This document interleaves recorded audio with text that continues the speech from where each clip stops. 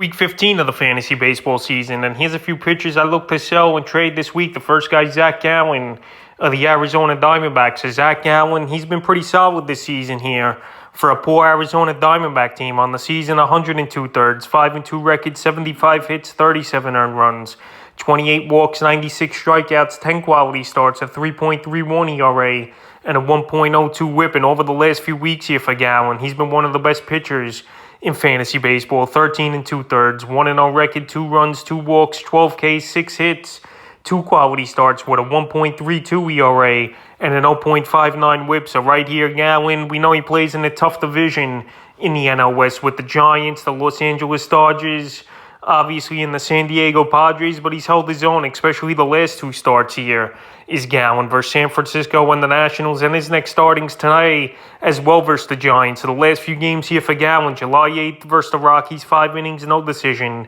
6 hits, 4 runs, 3 walks, 7 Ks. July 13th at the Giants, 6 2/3 in that one, 4 hits, 2 runs, 2 walks, 5 Ks, a quality start.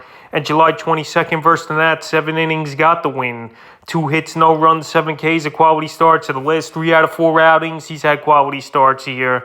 I know the opponents haven't been that tough with Colorado twice, San Francisco, and Washington in that time. But right here, like I mentioned, he's in a tough division. Diamondbacks don't give him much run support, obviously, is Cowan. Only 5 wins on the year here.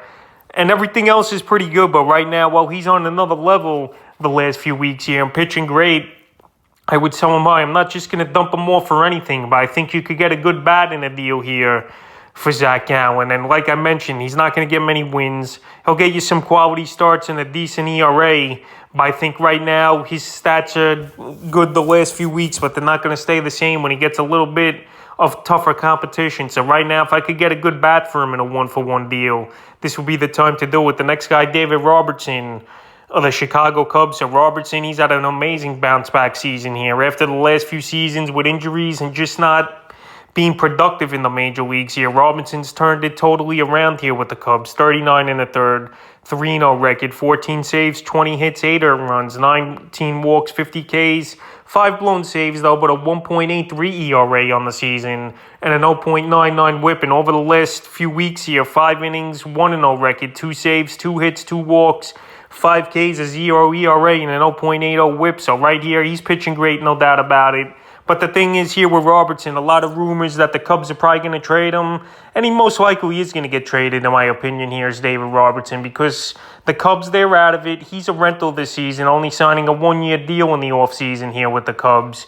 And there's been rumors the Mets will be interested in him, and a bunch of other teams that need a bullpen guy. So right now, if he gets traded to the Mets, obviously he'll be the setup man for Edwin Diaz. And if he gets traded pretty much to any other contending team, like a Braves or something, he'll be the setup man there as well. So right now, this is a perfect time to trade him, because if he's traded by next week, August 2nd deadline here is Robertson, you're going to get nothing in return from him and only drop him on the waiver wire, because if he's a setup man, he's going to have really no value. So that's the reason this week here is probably the last chance you sell him, because he even could get traded any day now as well here, as we know the Cubs are going to be the sellers and trying to trade rentals for some prospects with upside. The next guy is Hester Cortez of the New York Yankees. So what a season here for Cortez, one of the better pitchers in all of fantasy baseball and in the league. 101 2/3, 8-3 record, 80 hits, 28 earned runs, 22 walks, 106 strikeouts, 8 quality starts,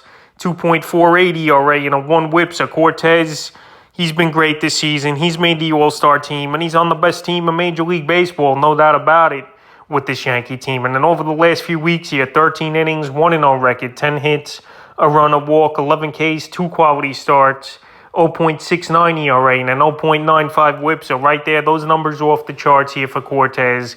But I just think this guy's going to start hitting the wall a little bit. He's getting into uncharted territories now. We're hitting innings up there, the most he's pitched in his career. Last season, 93 innings. And already this year, like I mentioned here, 101 2/3. And another fact, he plays in a tough division with the Red Sox. I know they've been struggling this season, but they still can hit the baseball, even though they might blow it up near the deadline here. Baltimore, they've been a decent hitting team over the last few months. We got Tampa Bay, and we got Toronto with all those sluggers. But right here, the last few games for Cortez, July 14th versus the Reds, 7 innings, no decision, 4 hits, a run, a walk, 4 Ks, a quality start. On July 24th at Baltimore, 6 innings. Got the W in that one. 6 hits, no runs, 7 Ks, and a quality start. So right here, his next outing's another solid one versus a weak Kansas City Royal offense. Here's Cortez. But like I mentioned, when the matchups are going to get tougher and the innings are going to go up, like I mentioned, uncharted territory. He's over the 100 innings, and we'll see if his arm can hold up or he might fatigue out here as the season goes. So right now, I would ask for a good premium price here for him. No doubt about it. A good hitter, or even maybe you get a pitcher and a decent bat in a deal for Cortez, because right now his value, in my opinion, is at peak value. The next guy is John Gray of the Texas Rangers. So Gray, he has another outing here today at the Seattle Mariners, who have been a hot team over the last month of the season here, including a 14-game winning streak early in the months on the season here for Gray in his first season with the Rangers. 95 2/3, 7-4 record, 78 hits, 37 runs, 29 walks, 105 Ks, and 7 quality starts. But over the last couple weeks here, he's been on a tear here and the best pitcher possibly in fantasy baseball. 13 innings, 2-0 record, 5 hits, 2 walks, 14 Ks, 2 quality starts, 0 ERA and a 0.54 whip. And on the season, the ERA is a 3.48 with a 1.12. So right here, Gray's got a lot of things going for him. He's in the division where there's not many good teams besides really Houston. Obviously, he's cream of the crop, and the Seattle Mariners have been hotter lately. But Gray, versus the weaker teams, he's gone out there over the last few outings, and he's pitched great baseball. July 8th versus the Twins, 5 1/3, got the win, 9 hits, 3 runs, a walk in that one. July 13th versus Oakland, 7 innings, got the win, 1 hit, no runs, 9 Ks, a quality start. And July 21st at the Marlins, 6 innings, got the win, 4 hits, 2 walks, 5 Ks, a quality start. So right here, last 2 outings, I know versus some of the weakest teams in all Major League Baseball here for John Gray. And I just don't see him holding up to these great numbers. I know throughout his career he was inconsistent a lot, especially pitching at Coors Field. But right here this season, he looks like a solid signing for the Texas Rangers. But right now, if you could sell him high, because he's not going to keep these numbers up, I think here's Gray. This would be the perfect time to do it before he goes back to mediocrity like he was up and down the season. 1 good start, 1 bad start for most of the season. But right now, he's getting things going. And the 5th and final pitcher I look to sell and trade this week's another Arizona Diamondback, Merrill Kelly. So Kelly, he's been up and down this year, but he's been real good as well for the majority of the season. A couple hiccups here and there, but over the last few weeks, he's really put it into gear. 118 1/3 on the season, 10-5 record, 100 hits, 40 runs, 36 walks, 96 Ks, 11 quality starts, 3.04 ERA, and a 1.15 whip. And over the last few weeks here for Kelly, 14 innings, 2-0 record, 9 hits, a run, 12 Ks, 2 quality starts, 6.4 ERA, and a 0.64 whip. So right now, he's not walking anyone over the last few weeks, which is pretty much unheard of nowadays in the major leagues here. And he's got pinpoint accuracy in the last month of the season here, especially here in July.